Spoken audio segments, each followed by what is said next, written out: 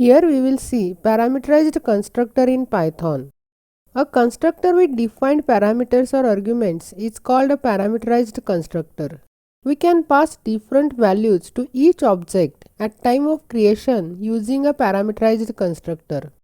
The first parameter to constructor is self, that is a reference to being constructed, and the rest of the arguments are provided by the programmer. A parameterized constructor can have any number of arguments. General syntax is class, class name, then constructor with init method, and parameters as self and the different arguments that you are going to pass to the constructor, and then statement of block.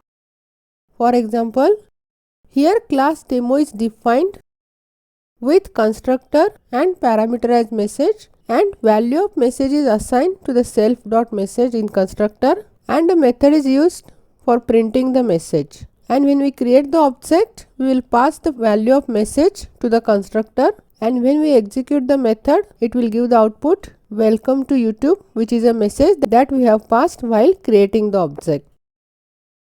Here we will write a program to explain working of parameterized constructor. So first we will open the IDE, then we will add new file, and in comment line we will write program description. First we will define class, then we will define constructor with 2 underscore init and again 2 underscore, and with parameters self and message. And here we will assign this message variable to constructor variable. So self dot message equal to message. Then we will define method print message with self, and we will print the message as self dot message.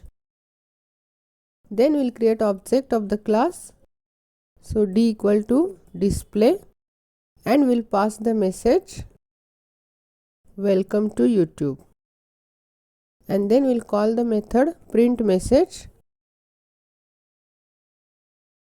Then we will save it and we will execute it. It will display the message welcome to YouTube.